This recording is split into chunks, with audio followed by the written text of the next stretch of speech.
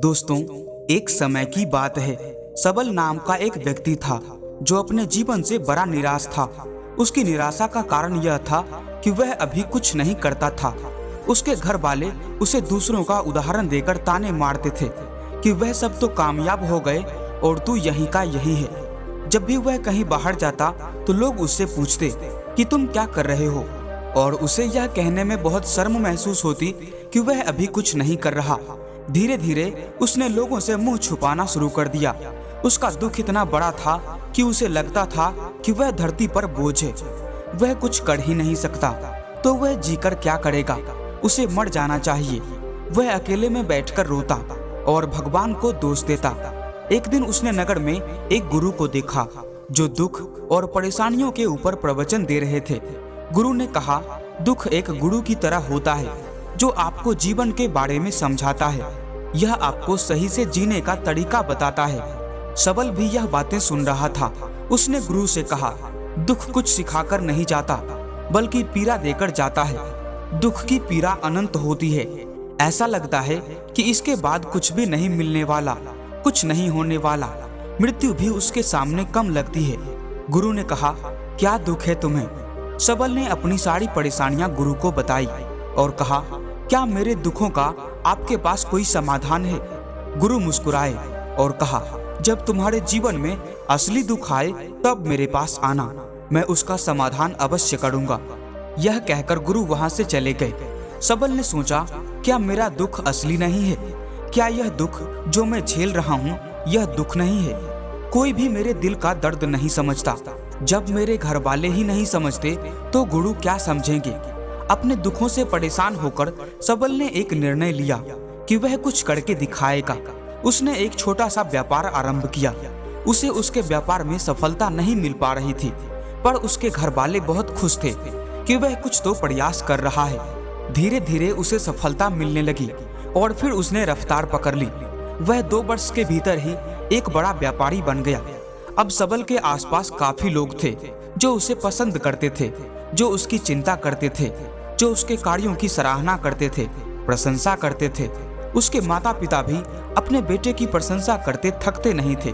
उसके मित्रों की संख्या दिन ब दिन बढ़ती जा रही थी। वह बहुत खुश था। एक दिन उसके पड़ोस के कुछ मित्रों ने उसे समझाया कि जब वह बड़ा व्यापारी बनकर इतना सुखी रह सकता है तो सोचो, अगर तुम इस नगर के, इस राज्य के सबसे बड़े व्यापारी हो जाओ तो कितना सुख होगा तुम्हारे पास, कितने लोग तुमसे जुड़ेंगे, कितना यश तुम्हारा फैलेगा। स्वयं राजा भी तुम्हारी तारीफ करेंगे और जरूरत पड़ने पर तुमसे ही धन उधार लेंगे। यह बात सबल के मन में बैठ गई और अब वह और ज्यादा प्रयास करने लगा। लेकिन यह सब कुछ उसे बहुत जल्दी चाहिए था। ज्यादा समय इसमें वह बर्बाद नहीं करना चाहता था। इसीलिए उसने ऐसे कार्य किए जो उचित नहीं थे। उसने बहुत बड़ी मात्रा में धन उधार लिया और ज्यादा मुनाफा कमाने के चक्कर में अपने माल की गुणवत्ता खराब कर दी। उसके मित्र उसे जैसा समझाते गए वह वैसा करता गया। अब उसके जीवन का सुकून कहीं चला गया था। उसे रातों को नींद नहीं आती थी। वह हमेशा कुछ उधेड़ बुन में लगा रहता था। सुख साधन की सारी वस्तुएं होने के बाद भी उसे किसी में सुख नहीं मिल पा रहा था। एक दिन सबल अपने रथ में बैठकर एक मार्ग से जा रहा था। रास्ते में उसने गुरु का आश्रम देखा। वह गुरु के पास पहुंचा और कहा, गुरुदेव, आपने कहा था कि असली दुख हो तो मेरे पास आना। मेरे जीवन में बहुत दुख है, मैं रातों को सो नहीं पाता। सबल ने गुरु को सारी बात बताई। गुरु ने कहा, जब तुम पहली बार मिले थे तब भी तुम किसी दुख में थे। उस दुख से तुमने क्या सीखा? सबल ने कहा, मैंने सीखा कि केवल सोचने मात्र से कुछ नहीं होता।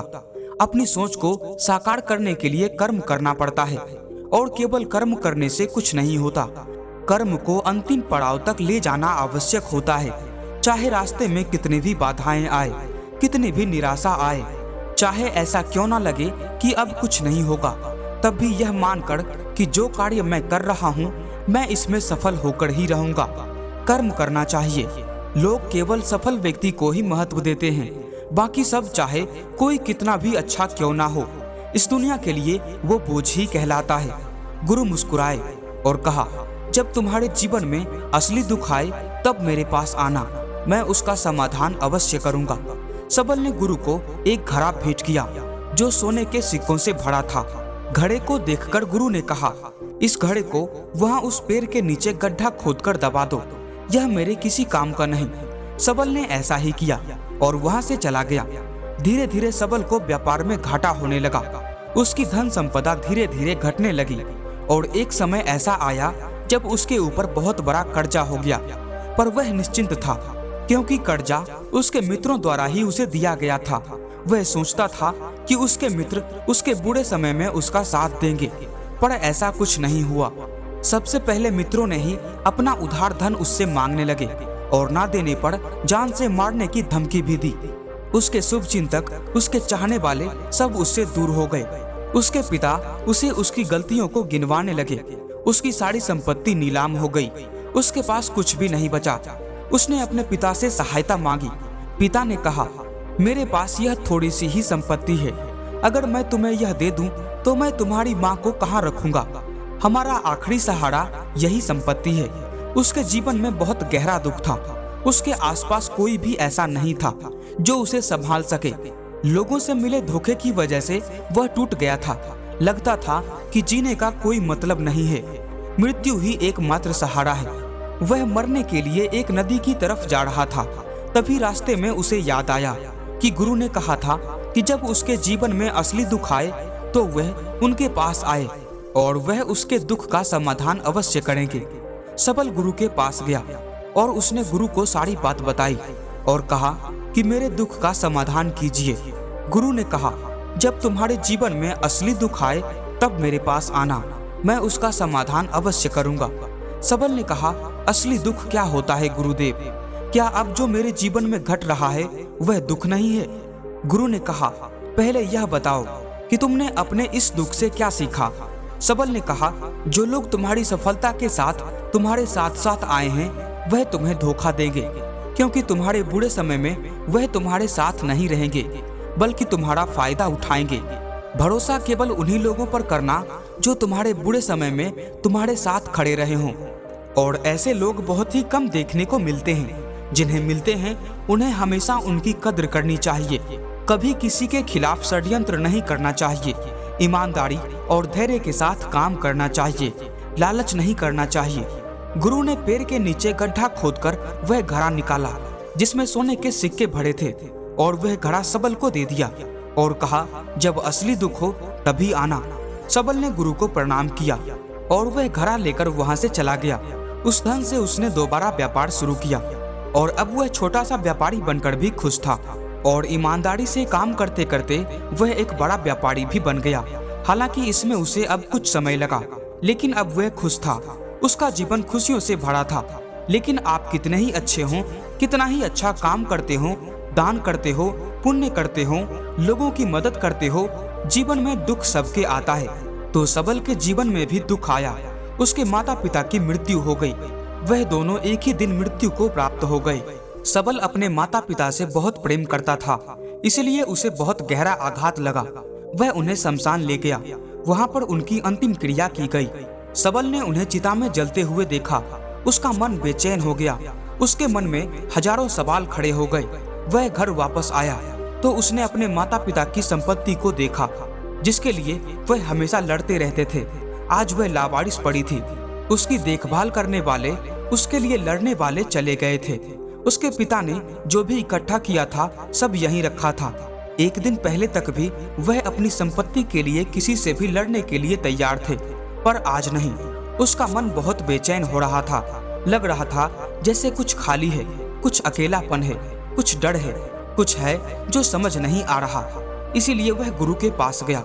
गुरु ने सबल को देखते ही कहा, क्या कोई दुख है? सबल ने कहा, जीवन में वैसे तो कोई दुख नहीं है, सब ठीक है, सब सुख है, पर आज मेरे माता पिता की मृत्यु हो गई और मेरा मन बहुत दुखी है। गुरु ने कहा, इसमें दुखी होने वाली क्या बात है? एक दिन सबके प्रियजनों को मर जाना है। जीवित तो यहाँ कोई नहीं रहा और ना कोई रहेगा। तुम भी एक दिन मर जाओगे। हो सकता है कल, या कहो आज, या कहो तो अभी तुम मर सकते हो। सबल ने कहा, गुरुदेव आप क्या कह रहे हैं? मैं भी मर जाऊंगा, पर अभी तो मैं जवान हूँ। गुरु ने कहा, इस प्यारे से भ्रम में तो सब जीते हैं कि मृत्यु बूढ़ों को आती है, जबकि उनके सामने ही जवान मर जाते हैं, बच्चे मर जाते हैं, मृत्यु का किसी की उम्र से कोई लेना देना नहीं है। गुरु के मुख से यह सब बातें सुनकर सबल वहां से चुपचाप चला गया, पर उसका मन जैसे बेचैन हो गया था। वह कुछ खालीपन सा महसूस कर रहा था। दिन रात वह अपने बारे में ही सोचता रहता कि वह क्या कर रहा है, वह क्या है, क्यों है, कैसे है, हम क्या करने आए हैं, क्या बस चीजों का उपभोग करना है और मर जाना है। उसे कोई जवाब नहीं मिल रहा था और उसका दुख बढ़ता ही जा रहा था। कुछ दिन बाद वह वापस गुरु के पास पहुंचा और गुरु को सारी बात बताई। गुरु मुस्कुराए और कहा, आज पहली बार तुम्हारे जीवन में असली दुख उत्पन्न हुआ है। वास्तव में यही है जो दुख कहलाने लायक है, कि हमें नहीं पता कि हम क्या कर रहे हैं, क्यों हैं, कैसे हैं, कौन हैं हम और हमें क्या करना है। सबल ने कहा, गुरुदेव मेरे दुख का समाधान कीजिए। गुरु ने कहा, हम सब अपने जीवन भर क्या इकट्ठा करते रहते हैं। सबल ने कहा, गुरुदेव सभी लोग धन संपत्ति, मान सम्मान, प्रेम, परिवार, मित्र, शत्रु, पद, प्रतिष्ठा इकट्ठा करते हैं। गुरु ने कहा, क्या इनमें से कुछ भी इकट्ठा करके हम अपने साथ ले जा सकते हैं। सबल ने कहा, नहीं गुरुदेव, इनमें से कुछ भी साथ नहीं जाता। मेरे माता पिता के साथ भी कुछ नहीं गया, सब तो यहीं छूट गया। गुरु ने कहा, ध्यान से समझना, इस दुनिया में जिसे हमें इकट्ठा करना है उसे हम कभी इकट्ठा करते ही नहीं। सभी चीजों को देखते हैं लेकिन उसे देखते ही नहीं। जिसे हमें इकट्ठा करना है वह है हम, खुद हम। इस दुनिया में हमें अपने आप को इकट्ठा करना है ताकि जब हमारी मृत्यु हो तब हम एक हो सकें और अपने आप को पहचान सकें। हम बटे हुए हैं प्रेम में, नफरत में, क्रोध में, क्रूरता में, धन में, संपत्ति में, पद में, प्रतिष्ठा में, सम्मान में, पहचान में, धर्म में, जाति में, दूसरों को लूटने में और अपने आप को लुटाने में, और ऐसी ही हजारों लाखों छाव में, वासनाओं में हम बटे पड़े हैं। हम टुकड़ों में जी रहे हैं। हमारी चेतना कभी एक नहीं हो पाती। हमारी ऊर्जा शक्ति बिखर गई है। इसीलिए हमारे पास इतना भी समय नहीं है या इतनी भी शक्ति नहीं है कि हम मुड़कर अपनी ओर देख सकें। वास्तव में लोग जिंदगी भर जिन्हें देखकर चिल्लाते रहते हैं और उनका समाधान खोजते रहते हैं, उन्हें उनका समाधान कभी मिलेगा ही नहीं, क्योंकि जिन्हें वह दुख कहते हैं वह दुख है ही नहीं। इसीलिए यहाँ किसी को भी उनके दुख का समाधान नहीं मिलता। वह बस एक परिस्थिति से छूटकर दूसरी परिस्थिति में फंस जाते हैं। जैसे वह पहली समस्या में रो पड़ते थे वैसे ही वह दूसरी समस्या में रो पड़ते हैं। हमेशा एक ही समाधान नजर आता है, वह है मृत्यु, पर वह भी कोई समाधान नहीं है। इसीलिए अगर इन सब का परम समाधान चाहिए तो अपने आप को इकट्ठा करो, अपनी ऊर्जा को इस संसार से वापस खींचो, उसे एकत्रित करो, अपने ऊपर ध्यान दो, अपने पर ध्यान लगाओ। मृत्यु से पहले अपने आप को पहचान लो। ऐसे ही बिखरे हुए मत यहाँ से चले जाना। सबल ने कहा, तो क्या गुरुदेव हमें यह संसार छोड़ देना चाहिए, अपनी इच्छाओं को मार देना चाहिए, धन संपत्ति इकट्ठा नहीं करनी चाहिए। गुरु ने कहा, तुमसे इच्छाएं, कामनाएं और वासनाएं ऐसी ही निकलती है जैसे पहाड़ से कोई पत्थर गिर रहा हो, जिस पर पहाड़ का कोई नियंत्रण नहीं है सिवाय देखने के और परेशान होने के और कुछ खोने के। जब तुम एकत्रित हो जाते हो तब जो भी तुम करते हो सब नियंत्रण में रहता है। तब इच्छाएं भी तुम्हारी इच्छा से निकलती है। सबल ने कहा, गुरुदेव आपने मेरे सच्चे दुख का निवारण कर दिया, आपका बहुत धन्यवाद। मैं अब अपने आप को एकत्रित करूंगा। मानव शरीर में बहुत ऊर्जा है, बहुत शक्ति है, पर यह बेकार की चीजों में बटकर रह गई है, व्यर्थ की चीजों में लगी रहती है। यह ऐसे ही है जैसे एक शक्तिशाली मशीन किसी बच्चे के हाथ में दे दी गई हो। जैसे आपने कभी देखा होगा, बच्चे कभी कभी बाइक पर या कार में बैठकर उसे चलाने का नाटक करते हैं, क्योंकि उन्हें इतना ही पता है। ऐसे ही हम शरीर को चला रहे हैं। इसकी सही शक्ति का इस्तेमाल तो हम कभी कर ही नहीं पाते। खुद को एकत्रित करने का मतलब यह नहीं होता कि हम संसार छोड़ दें, सन्यासी हो जाएं, या झोला उठाकर कहीं चले जाएं, या अपने लिए या अपनों के लिए धन संपत्ति ना इकट्ठा करें। जैसे जब बच्चे बड़े हो जाते हैं तब वह बाइक या कार को चलाकर लंबी दूरी की यात्रा आसानी से कर सकते हैं, नहीं तो बाइक या कार वहीं खड़ी रहेगी और हमें यह वहम रहेगा कि हम कहीं जा रहे हैं, जैसा कि बच्चों को होता है, पर हम कहीं पहुंचते ही नहीं। दोस्तों, ये कहानी आपको कैसी लगी और आपको इस कहानी से क्या सीखने को मिला, हमें कमेंट में जरूर बताएं। वीडियो पसंद आई हो तो लाइक और शेयर जरूर करें, और अगर आप इस चैनल पर नए हैं तो सब्सक्राइब भी जरूर कर लें। हम फिर मिलेंगे एक नए मोटिवेशनल स्टोरी के साथ। तब तक के लिए जय हिंद।